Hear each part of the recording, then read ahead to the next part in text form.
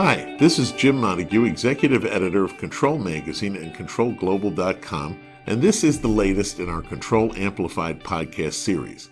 In these recordings, we talk with expert sources about process control and automation topics and try to go beyond our print and online coverage to explore some of the underlying issues impacting users, system integrators, suppliers, and other people and organizations in these industries. For our podcast, we're talking to John Cusimano, Vice President of Industrial Cybersecurity at AE Solutions. That's www.cyberpha.com. And AE Solutions is a consulting, engineering, and CSIA member system integrator in Greenville, South Carolina. John has been a perennial source for Control Magazine on cybersecurity, including our 12 Days of Cybersecurity mini-series this past December. Well, John, sorry for the usual preamble, and thanks for joining us today. Thanks, Jim. Happy to be here. Okay. First of all, since cybersecurity threats and solutions are evolving so rapidly, what's been happening in the past few months?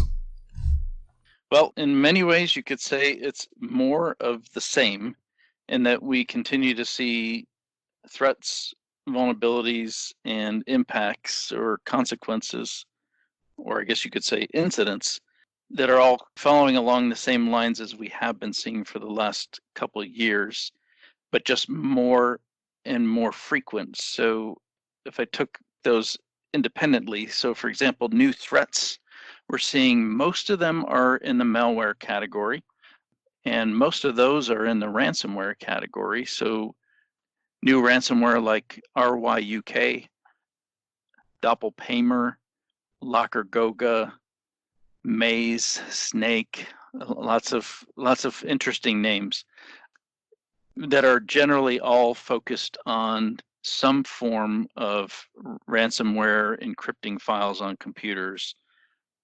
But those threats, many of them have been directed at industrial facilities, and I'm going to talk about some of those incidents in a moment. The vulnerability side of things, so how do those threats exploit these systems? It's usually through some known vulnerabilities.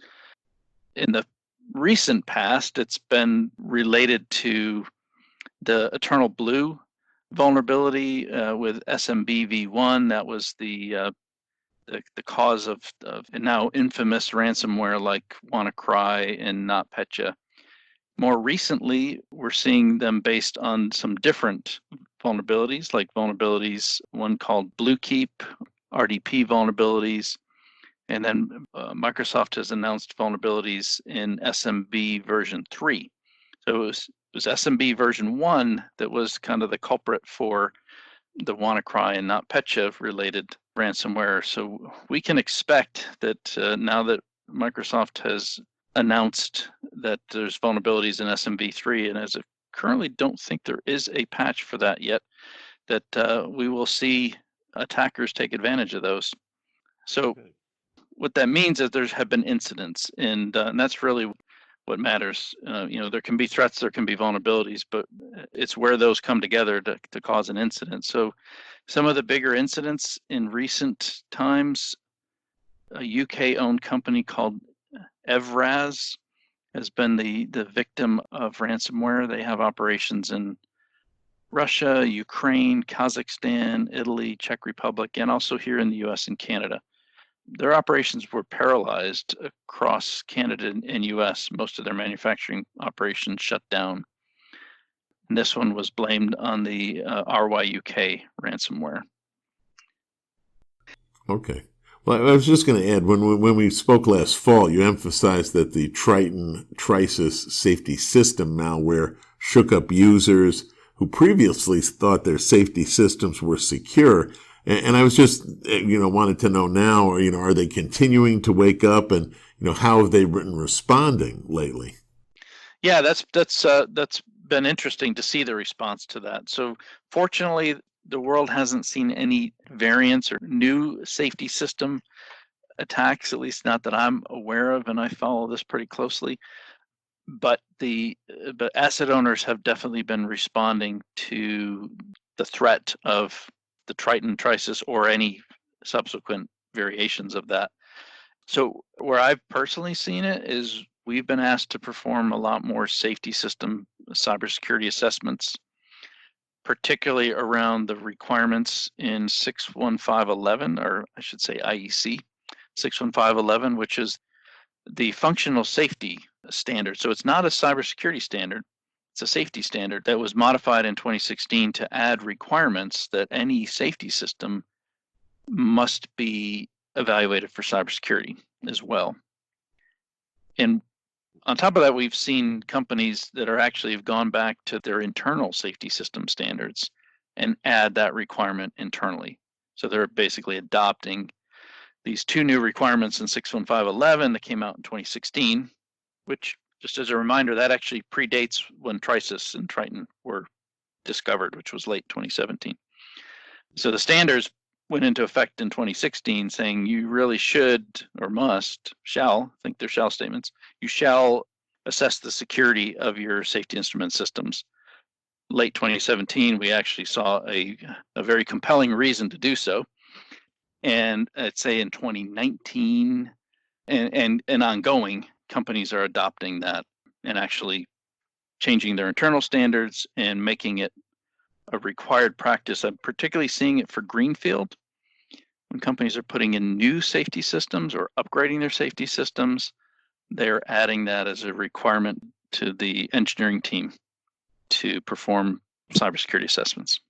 Right. So folks are doing some of the things they maybe should have been doing all along, but it's very helpful that it seems that they're doing that.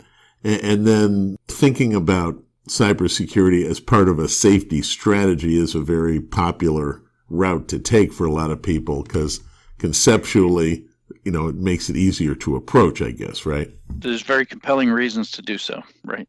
So some of the things we talked about earlier are key switches and other physical measures continuing to grow in popularity in addition to the software remedies, and how can users approach those physical measures, especially if they were initially assuming that cybersecurity just meant using software only? Right. So there's certain things we find when we do these security assessments of safety systems. There are certain risks that get uncovered. And we're not, just to be clear, when you do a security assessment of a safety instrumented system, I'm not just talking about the controller, not just the Triconix controller or Siemens controller. I'm talking about the entire safety instrumented system, which includes sensors, logic solvers, actuators, and all of the computers and networks around that. So that's what's in scope when you do this. And so the kind of things we find, typical high risks we're finding is in how companies are implementing safety bypasses and overrides and how they're integrating smart instrumentation.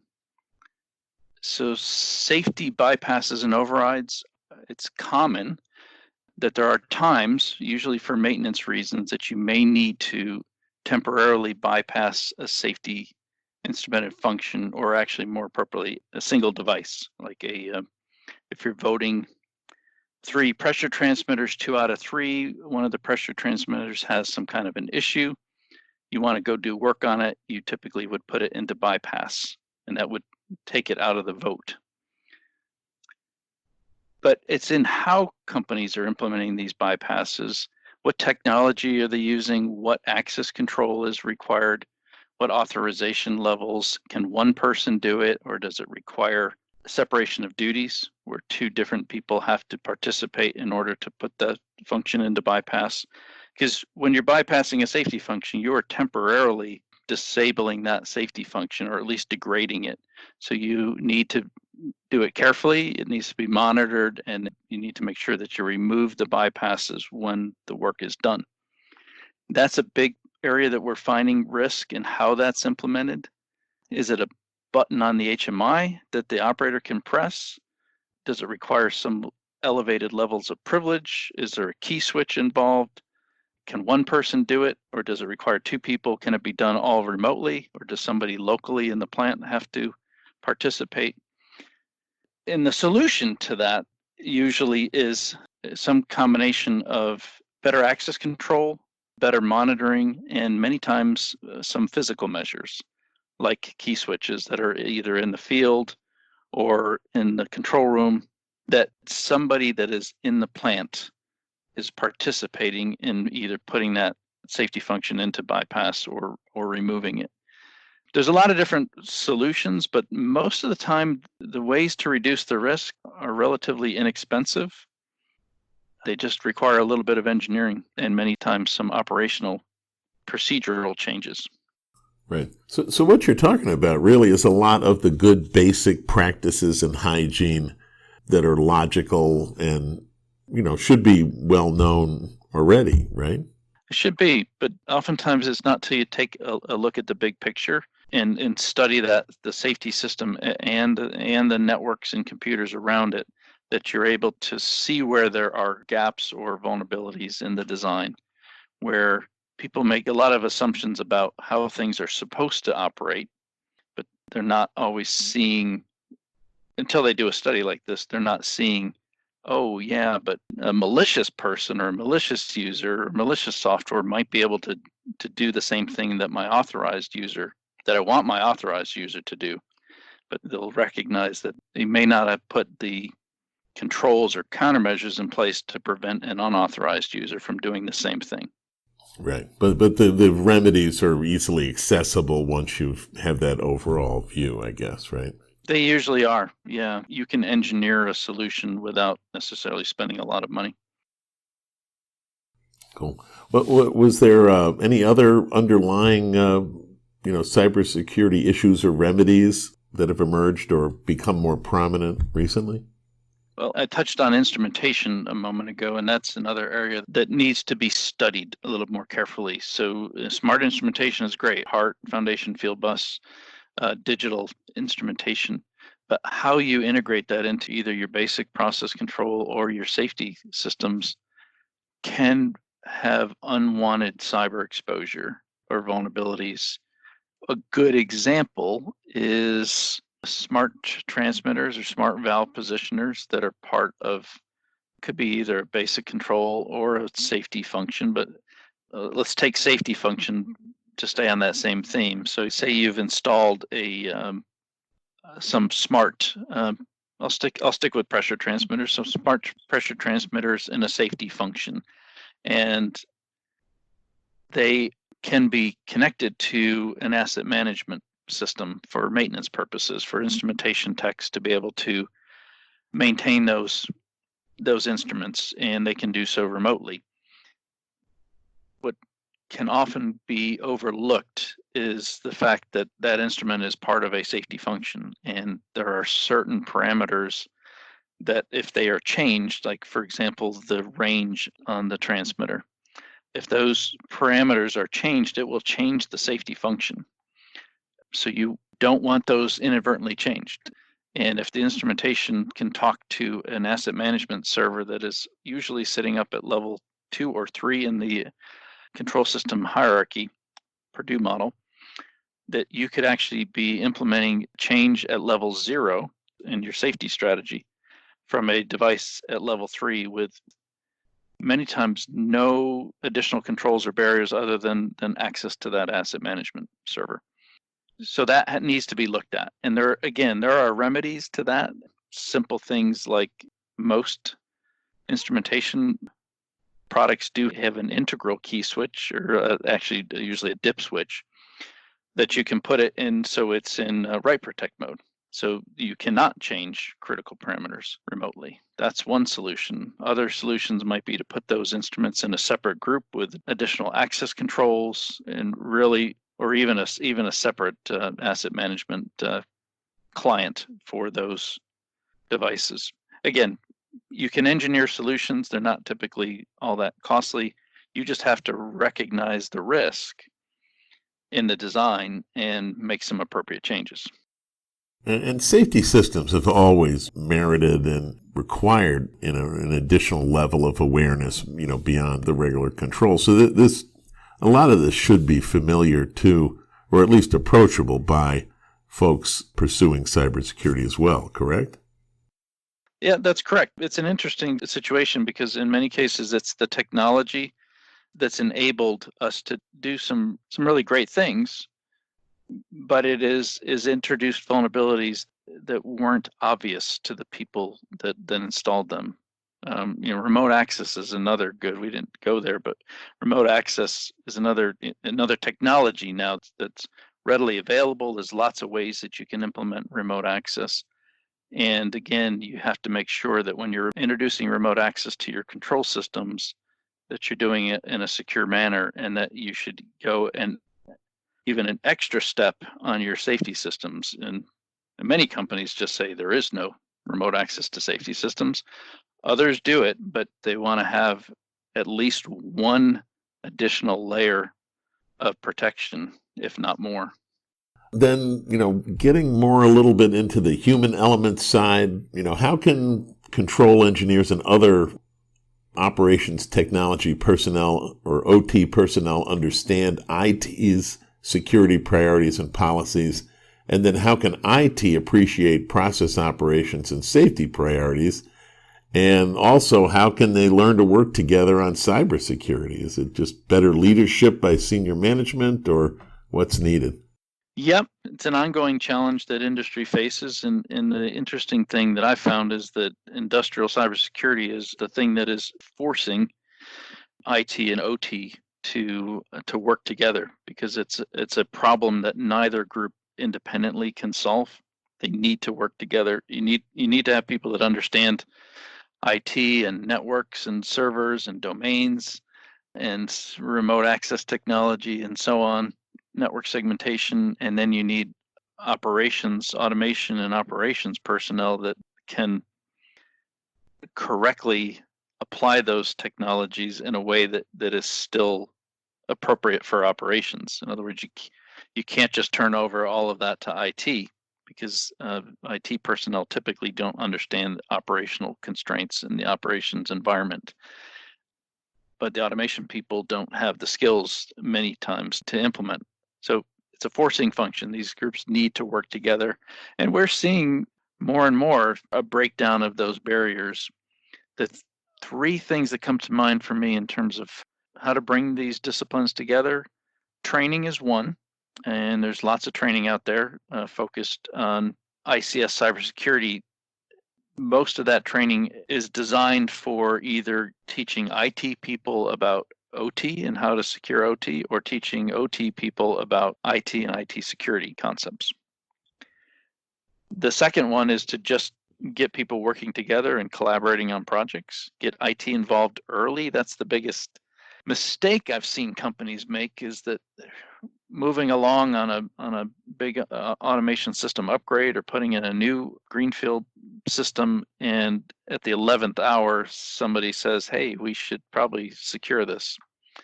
So the right thing, of course, is to get cybersecurity people involved early in the project and throughout the project to make sure it gets designed in.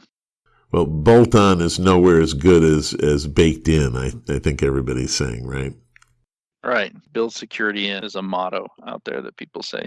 And the third point on getting people to work together that I've found to be very effective is these cybersecurity risk assessment exercises. We call it CyberPHA at A Solutions.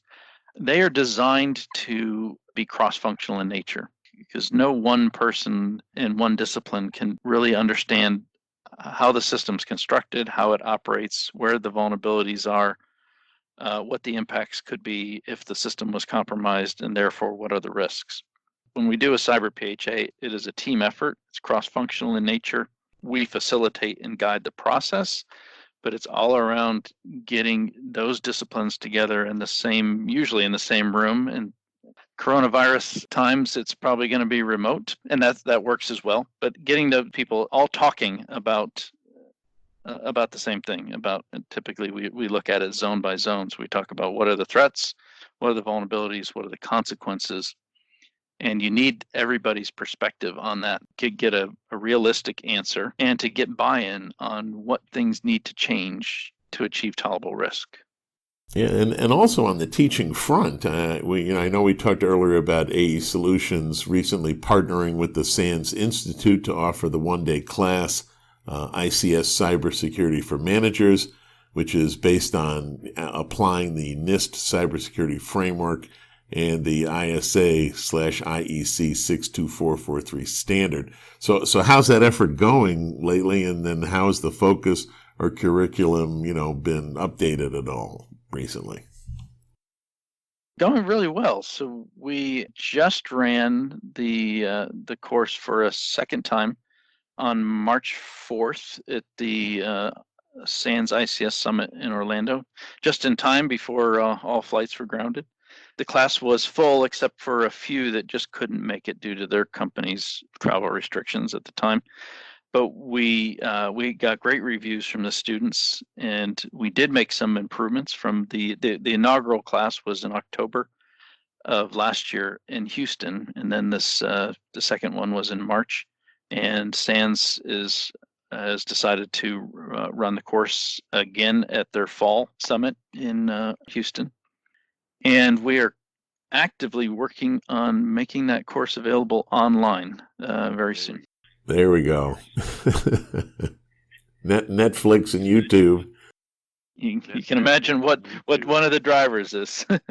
Exactly. Well, any avenue is a good one as long as it can get across. I'm glad to hear that it's succeeding well, and yes, online and Netflix and whatever would be a fine, especially maybe that people have some extra time on their hands perhaps to update. And that always, during, the recessions or there's not as much business, people do have time to, retool and relearn, and this could be a good opportunity for that. That's right. That's absolutely right. Okay, well, John, listen, that was a fine update on cybersecurity. A few weeks or months had gone by, and I was like, man, I wonder what's happening. So now I know, and thanks for the update today.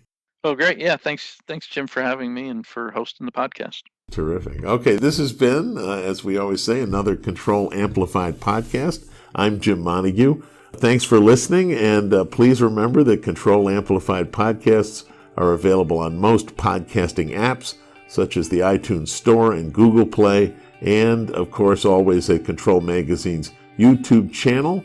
Plus, you can just listen at controlglobal.com at any point. And thanks again for listening, everybody.